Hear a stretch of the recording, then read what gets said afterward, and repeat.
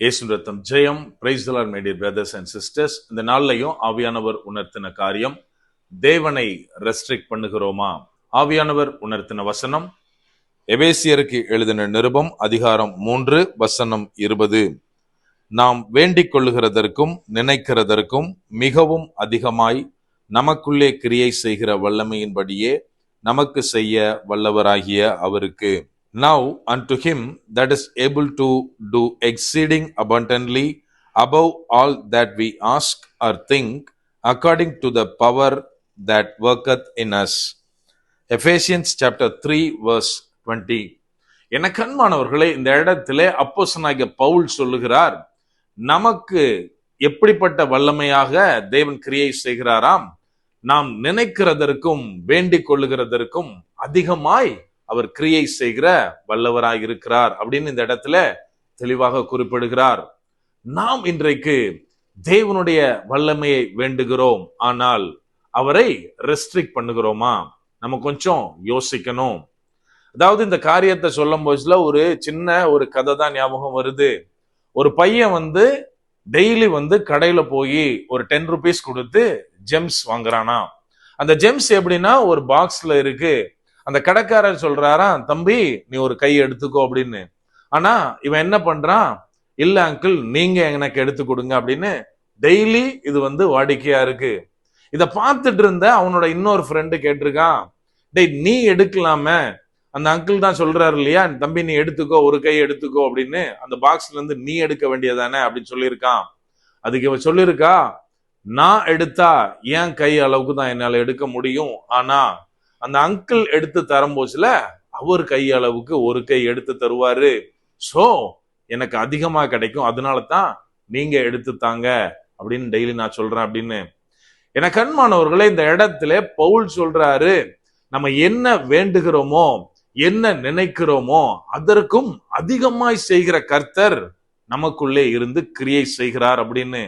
இன்றைக்கு அவருடைய கிரியையை முற்றிலுமாய் நம்மை ஆட்கொள்ளாதபடிக்கு, அதனுடைய பலன் நம்மை சேராதபடிக்கு அவரை நம்ம ரெஸ்ட்ரிக்ட் பண்றோமா? அநேக நேரத்துல அந்த காரியத்தை தான் செய்கிறோம். நம்ம என்ன செய்வோம் அப்படின்னா, நம்ம கண்களுக்கு தெரிய எனக்கு எதெல்லாம் எனக்கு வேணும்னு நினைக்கிறனோ, எதெல்லாம் எனக்கு ஆசீர்வாதம் நினைக்கிறனோ அதை சொல்லிதான் தேவன் கிட்ட நம்ம கேட்போம். இன்னும் சில பேர் எப்படின்னா, ஏதோ ஹோட்டல்ல உட்கார்ந்து சர்வர்ட்ட ஆர்டர் கொடுக்கிற மாதிரி தான். பிரேயர்னு உட்கார்ந்தாலே, ஆண்டவரே எனக்கு இது வேணும், என் பிள்ளைக்கு இது வேணும், என் ஒய்ஃபுக்கு இது வேணும், என் கணவனுக்கு இது வேணும், இன்னும் அநேக தேவைகளை அவங்க டிக்ளேர் பண்ணுவாங்க. என கண்மானவர்களே, இது சரியா இது தவறா அப்படின்னு நம்ம பார்க்க கூடாது. நமக்கு வேண்டியதை தேவனிடத்தில் கேட்கலாம், ஆனால் அவர் செயல்பட முடியாதபடிக்கு அவருடைய கையை நம்ம கட்டி போடுகிறோமா? அவருடைய காரியத்தை ரெஸ்ட்ரிக்ட் பண்ணுகிறோமா? நம்ம கொஞ்சம் யோசிக்கணும். அதாவது நம்ம கிட்ட ஒருத்தரை மீட் பண்றோம், அவர் ஏதோ ஒரு காரியத்துக்காக நம்ம கிட்ட ஒரு ஹெல்ப் கேட்கிறாரு, அமௌண்ட் கேட்கிறாருன்னா நம்ம மனசுல நினைச்சிருப்போம் ஒரு 1000 rupees உங்களுக்கு கொடுக்கலாம் அப்படின்னு.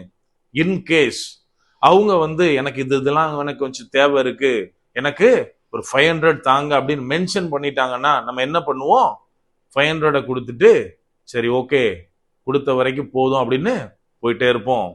அநேக நேரத்தில் தேவனிடத்தில் இதைத்தான் பண்றோம்.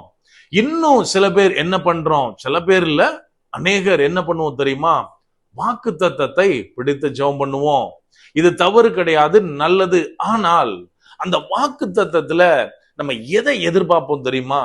மேக்சிமம் இந்த உலகத்துக்குரிய ஆசீர்வாதங்களை, இந்த உலகத்துக்குரிய காரியங்களை தான் அந்த வாக்கு தத்தத்தின் மூலமாக தேவன் எனக்கு தருறாரு அப்படின்னு நினைப்போம். ஆனால் வாக்கு தத்தமானது நம்ம ஒவ்வொருவருக்கும் எதற்காக தரப்பட்டுள்ளது, நம்மளுக்கு நிறைய நேரம் அது புரியறது கிடையாது. 2 பேதுரு 1வது அதிகாரத்துல இதை குறித்து தெளிவாக எழுதப்பட்டுள்ளது. நமக்கு தரப்பட்டுள்ள வாக்கு தத்தங்கள் நம்ம நினைக்கிற மாதிரி இந்த உலகத்தின் ஆசீர்வாதங்களை சுதந்தரிக்க, இந்த உலகத்திலே நான் மேன்மையானவனாய் இருக்க, மற்றவர்களுக்கு முன்பாக என் கை உயர்த்தப்பட்டிருக்க, அதுக்கு கிடையாது. மாறாக அவை எல்லாம் என்னை நித்திய வாழ்வுக்கு அழைத்து செல்வதற்காகவே தேவன் தந்திருக்கிறார். என கண்மானவர்களே, நாம போடுற கணக்கு இந்த உலகத்தை சார்ந்தது.